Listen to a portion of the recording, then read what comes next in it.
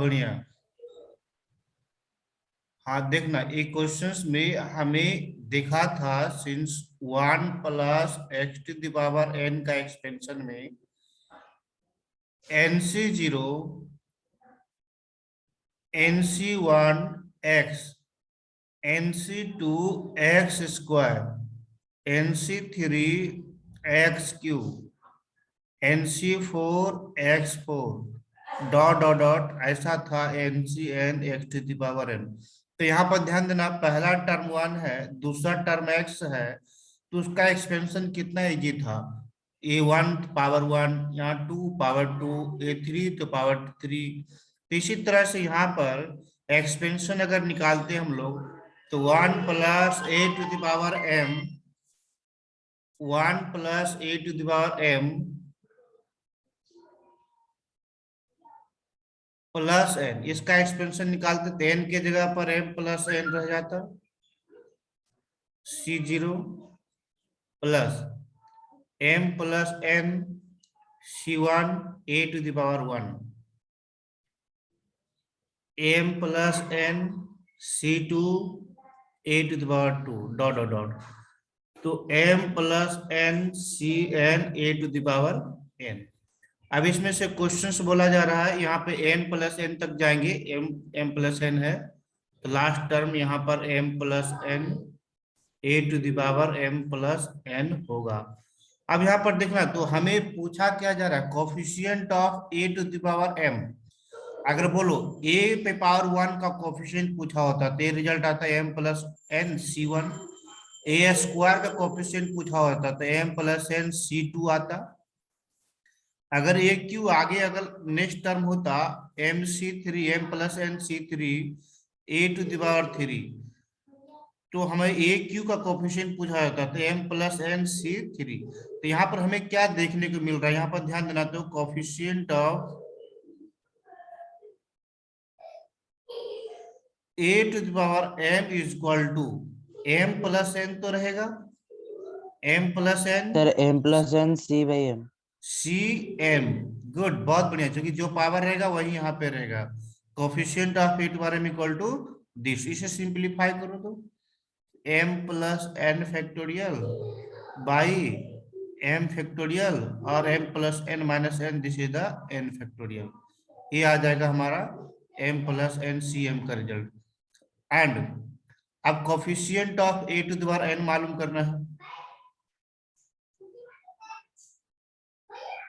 Coefficient of a to the power n is equal to क्या आ जाएगा, m plus n CN, जो a पे पावर रहेगा वो यहाँ रह जाएगा CN, तो m plus n factorial by n factorial और into m plus n minus n, so it is m factorial. यहाँ पर देख रहे हैं दोनों सेम है ना, is equal to m plus n CM, दोनों इक्वल आया, hence proved। कोई डाउट नहीं यहाँ तक का? कर रहे हैं सर, कर रहे हैं। हाँ देखो सर, क्या बोला, कर रहे हैं सर। अच्छा ठीक है, x प्लस 1 पे पावर n लिखो, expansion of x plus 1 to power n, या 1 plus x to power n, दोनों तो सेम रह जाएगा। तो हमें यहाँ पे देखा था जनरल फॉर्मूला, क्या देखा था, TR plus 1 is equal to NCR x to the power n minus r and y to the power r।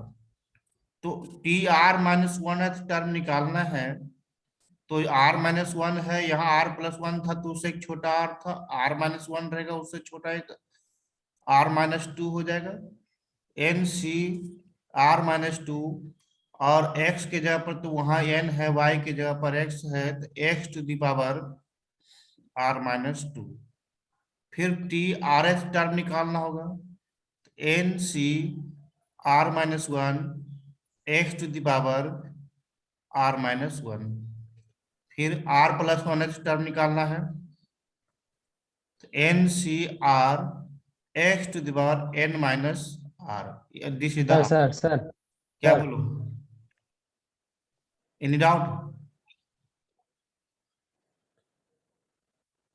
तो बोल के रुक जाता है, बोलो कुछ डाउट है तो बोलो।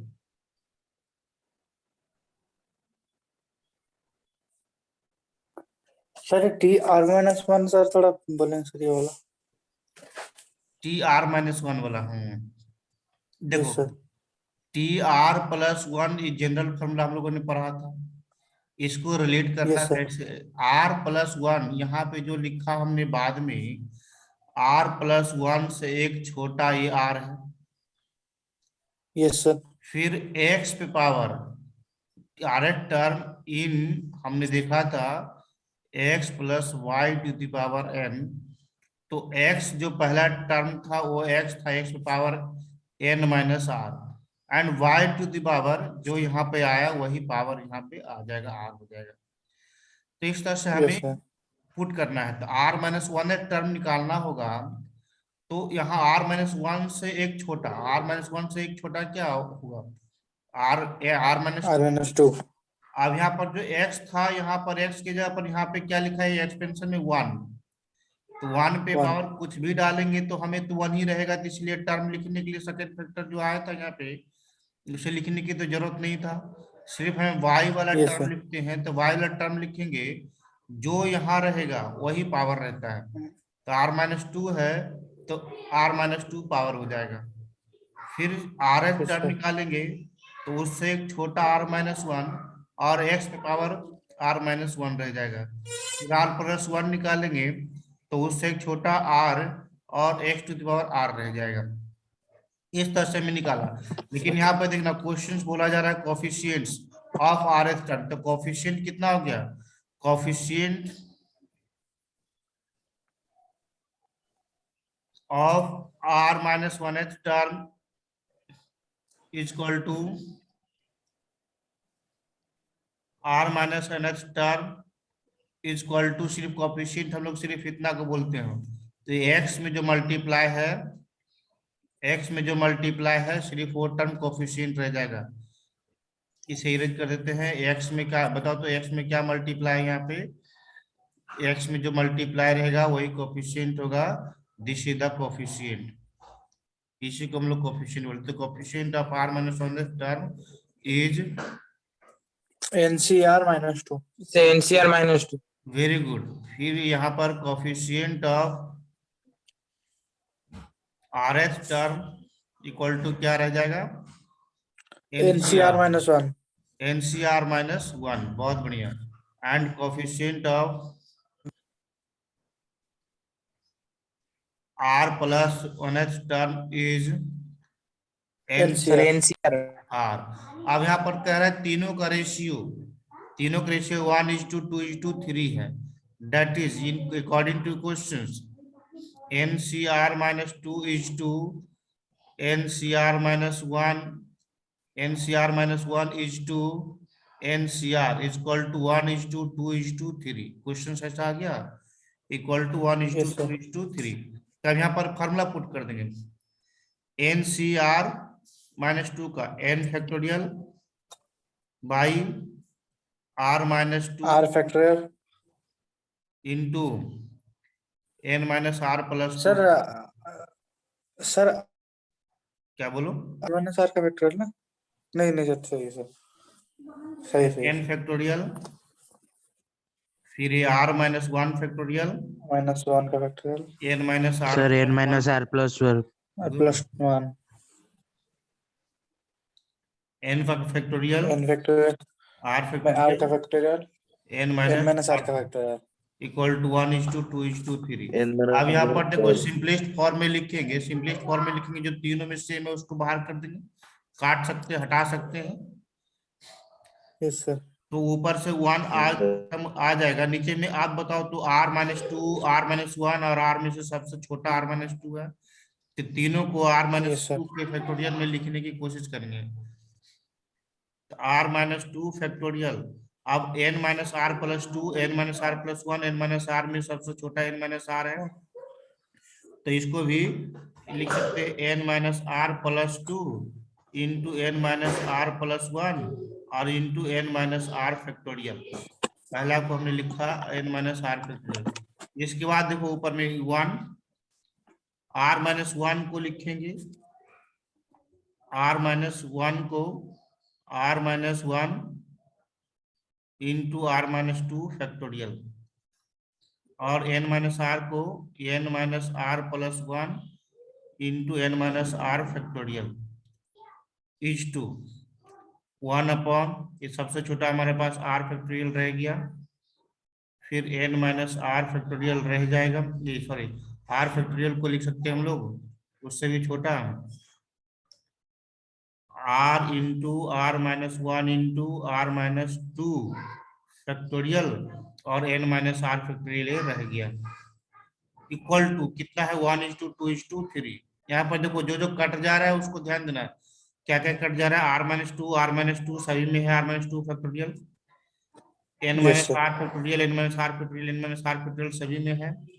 तो जो रिजल्ट हमें आया है, क्या रिजल्ट आया है, 1 upon n minus r N plus minus R plus 2 into N minus R plus 1. R plus 1 is to 1 upon r minus 1 into n minus r plus 1 is to 1 upon r into R into r R minus minus 1. 1 equal to 1:2:3। ऐसा है। Yes, sir.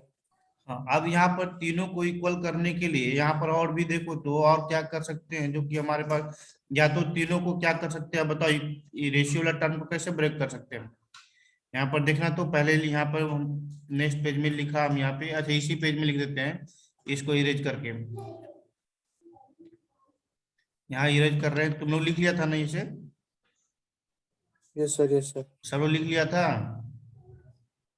Yes, sir. Yes, तो अगर sir. नहीं भी लिखे होंगे तो आप YouTube में डालेंगे तो वहीं से देख लेंगे। अच्छा अच्छा, good idea. Yes. Sir sir हाँ बोलो। आप थोड़ा मुझे जो परमिशन दीजिए रिकॉर्ड करने के लिए। क्यों हम परमिशन देंगे तुम्हें रिकॉर्ड करने के लिए? वही तो सर। क्योंकि सर मैं वो रिकॉर्ड रख लूंगा, पर जब बाद में मुझे नहीं समझ आएंगे तो देख कर फिर समझाना। हम रिकॉर्ड कर देंगे ना, हम तो दे देंगे ना तुम्हें। देखो इक्वल ठीक टू है ठीक रहने है। से ना, इक्वल टू रहने से हम लोग कैसे, आप जैसे समझा दीजिएगा। जैसे a is to b is to c is equal to 1:2:3 रहते हैं, तो a is equal to 1 Is equal to 1. k, B is equal b to is 2. Equal to 2 C is equal k to. And c is equal to 3 k, हम लोग ऐसा consider करते हैं। ठीक है, सर K क्यों कंसीडर करेंगे? के सर कांस्टेंट है ना, क्योंकि के कांस्टेंट इसलिए रखा हमने, क्योंकि हम के कांस्टेंट नहीं रखेंगे तो जैसे यहाँ पर 1:2:3 लिस्ट फॉर्म में है ना, कोई रहता 2, 4 और 6 रहता, तो भी तो 1:2:3 2:4:6 हो जाता, तो भी तो इक्वल होता ना, कोई होता 4, 8 और 12 होता, तो भी तो होता, सारे ये सब इक्वल है, इसलिए हमें के डाल देते हैं, के कांस्टेंट नंबर। तो this equal to k 1 upon r minus 1 into n minus r plus 1 is equal to 2k, फिर 1 upon r into r minus 1 is equal to 3k। अब तीनों से हमें वैल्यू निकालना है, n की वैल्यू, n और किसकी वैल्यू निकालना है, फाइंड n एंड r। तो यहाँ पर और सिंपलेस्ट फॉर्म में हम लिख सकते थे, या इसी को और देखो तो और सिंपलेस्ट फॉर्म में कि जैसे यहाँ पे क्या कर सकते हो, इसमें से n और r की वैल्यू निकालो, क्या कर सकते हो, पेज पलटे, 1 upon n minus r plus 2, n minus r plus 2 into n minus r plus 1, n minus r plus 1 is equal to k। और दूसरा है देखना यहाँ पे, r 1 upon r minus 1 n minus r plus 1, 1 upon r minus 1 n minus r plus 1 plus 1 is equal to 2k। अब इसी दोनों से सिंप्लीफाई करके देखो तो इसी दोनों में डिवाइड कर दो, क्या क्या बचता है के टर्म के रिलेशन, इसको इक्वेशन फर्स्ट मानते हैं, इसको इक्वेशन सेकंड मानते हैं। तो फर्स्ट को सेकंड से डिवाइड कर दो। तो हम LHS को LHS डिवाइड करते हैं तो 1/n-r+2 और n-r+1 whole divided by 1/, 1/r हाँ, -1 n-r+1 और इक्वल टू k/2k। अभी क्रॉस मल्टीप्लिकेशन, ये r-1 ऊपर चला जाएगा, n-r+1 by n-r+2 into n-r+1। तो ये टर्म तो कट जा रहा है और 1/2। तो देखो तो r और n के टर्म में एक रिलेशन आ गया। 2r-2 इज इक्वल टू कितना आएगा, n-r+2। तो यहाँ पे n और -3r और -4 या इक्वल टू 4, एक इक्वेशन यहाँ पे लिख देते हैं, इक्वेशन ए। फिर अब नेक्स्ट क्या था, नेक्स्ट था 1/r into r-1, r into r-1 equal to 3k। अब यहाँ पर इसको 3 बोलते हैं, तो इसको सेकेंड और 3 से सेकेंड बाय 3 कर दो। सेकेंड बाय 3 करने से कितना होगा, 1/r-1 n-r+1 by 1/r into r-1 equal to 2k/3k। तो यही रिजल्ट आ जाएगा, r-1 कट जाएगा, r by n-r+1 equal to 2/3। तो 3r इक्वल टू 2n-2r+2। अब यहाँ पर से सिंप्लीफाई कर लेते हैं, 2n-5r+2 इक्वल टू 0। तो यहाँ पर इक्वेशन बी। तब देखो अब n और r की वैल्यू निकालना है, तो फ्रॉम ए एंड बी यहाँ पर वर्क करेंगे, from A and B, from A और बी से। तो यहाँ पर देखो तो हमें 2n कर लेते हैं, a में 2 से मल्टीप्लाई कर देते हैं, तो 2n-6r इक्वल टू 8 आ जाएगा, और 2n-5r इक्वल टू -6। दोनों को सब्ट्रैक्ट कर देंगे, कट जाएगा, सब्ट्रैक्ट कर देंगे तो -r इक्वल टू 10। तो r इक्वल टू कितना हो गया, -10। -r equal to 10। तो ये r तो निगेटिव आना नहीं चाहिए। यहाँ पे अब कैसे मिस्टेक हो गया, 2n-5r+2 3r, r equal to -10। तो n इक्वल टू भी तो निगेटिव आएगा, जो कि होना नहीं चाहिए। n equal to 4 + 3r, 4 - 30 equal to -20। एक मिनट थोड़ा देखो तो कहीं ये निगेटिव कहाँ से आ गया, ये 2 कट जा रहा है, तो r-1 n-r, 2r-2 n-r+2, ये सही है, n-3r, अच्छा n-3r, हो यहाँ पे मिस्टेक हो गया, n-3r इक्वल टू -4 आएगा, इक्वल टू -4 है ना। ये चीज -4 होने से तो 2 से 2r और +6 -8 होगा सर। -8 होगा। हाँ, अब ये रिजल्ट आ गया, -8 आने से ये रिजल्ट हो जाएगा -6 होगा ना। तो r इक्वल टू 6, हाँ, r इक्वल टू 6 मालूम हो गया। अब r की वैल्यू 6 में मालूम हो गया, तो n की वैल्यू भी मिल जाएगा, r इक्वल टू 6। तो n इक्वल टू कितना है यहाँ पर, ये n इक्वल टू -4 + 3r, तो -4 + 18 की में 14।